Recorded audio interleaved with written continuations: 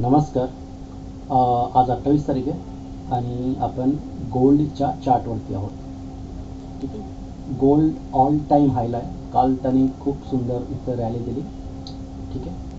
आणि आज आपण 9 वाजता जेव्हा ॲनालिसिस करायला बसलो तेव्हा आपल्याकडे 3 ट्रेडिंगच्या ऑपॉर्च्युनिटीज होत्या. काल मी जो क्लास करतो आहे शेअर मार्केटचा, त्याच्यामध्ये जे आमचे ट्रेनर आहेत त्यांनी मला एक खूप सुंदर गोष्ट शिकवली आणि ती जेव्हा कळाली मला तेव्हा मला असं वाटलं की येस, ट्रेडर म्हणून हा माइंडसेट माझ्यामध्ये नव्हता. त्यामुळे तो मी तुमच्याशी शेअर करतो जे मी काल शिकलो. तर जर तुम्ही पाहाल, आज सकाळी मी जेव्हा सेटअपवरती माझ्या आलो साधारण 8 वाजता, ठीक आहे, त्यावेळी माझ्याकडे मी काही लाईन ड्रॉ केल्या की जिथे माझे पॉसिबल सेटअप होऊ शकतात. मार्केट ऑल टाईम हाय असल्यामुळे आपल्याला पाठीमागे ऑर्डर ब्लॉक किंवा काही भेटत नाही आहे. त्यामुळे मी काय केलं की इकडनं एक फिबोनाचीची 0.5ची लेवल ड्रॉ केली. ठीक आहे. ही जी लेवल आहे ही 0.5ची लेवल आहे. ठीक आहे. ही 0.5ची लेवल आहे आणि ही जी लेवल आहे ती 0. सॉरी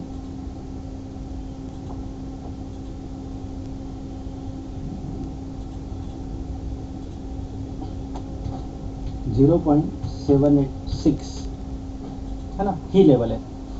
तर ह्या 2 लेवल मी ड्रॉ केल्या आणि मार्केट जर इथं आलं तर मी ट्रेड घेणार आहे. परंतु थोड्या वेळाने काय झालं की मार्केट इकडनं इथपर्यंत खाली आलं आणि इथे ही बुलिश कॅन्डल बनवली. ठीक आहे. ही जी बुलिश कॅन्डल दिसते तुम्हाला,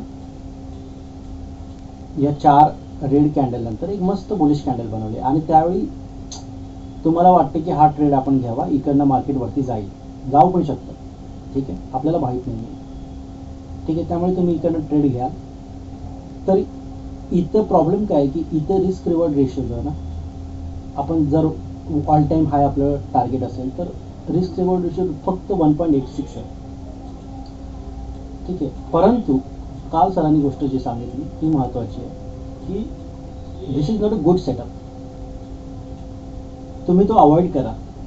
ठीक आहे. इट्स ओके, मार्केट कदाचित इकडनं वरती जाईल सुद्धा, परंतु तुम्ही तो अवॉइड करा. वेट फॉर धिस लेवल है ना, या लेवलसाठी वेट करा, कारण या लेवलमध्ये तुम्हाला किमान 1:6चा रिस्क रिवॉर्ड रेशो आहे.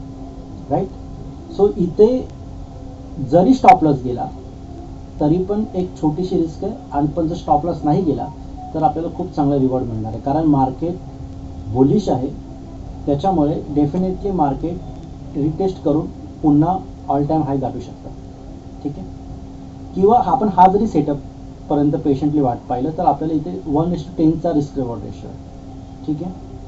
जेव्हा आपण ट्रेडिंग करतो तेव्हा आपल्याला माहीत नाही की की आपल्याला नक्की मार्केटमध्ये काय होईल. मार्केट इकडनं वरती पण जाऊ शकतं आणि मार्केट बघा इकडून आता इकडे हे जे आहे, ठीक आहे, तर मार्केट इथपर्यंत खाली येऊ शकतं है ना. सो आपल्याला माहीत नाही आहे की नक्की मार्केटमध्ये काय होणार आहे. त्याच्यामुळे काल मी ही गोष्ट शिकलो की हे वाले ट्रेड अवॉइड करायचे. ठीक आहे. पेशंटली वाट पाहिजे. जर मार्केट इथपर्यंत नाही आहे तर it's okay, don't trade that day, it was not your day. परंतु जेव्हा पण तुम्हाला असे सेटअप भेटतील ना त्यावेळी तुम्हाला खरी मजा येणार आहे आणि you will become really profitable.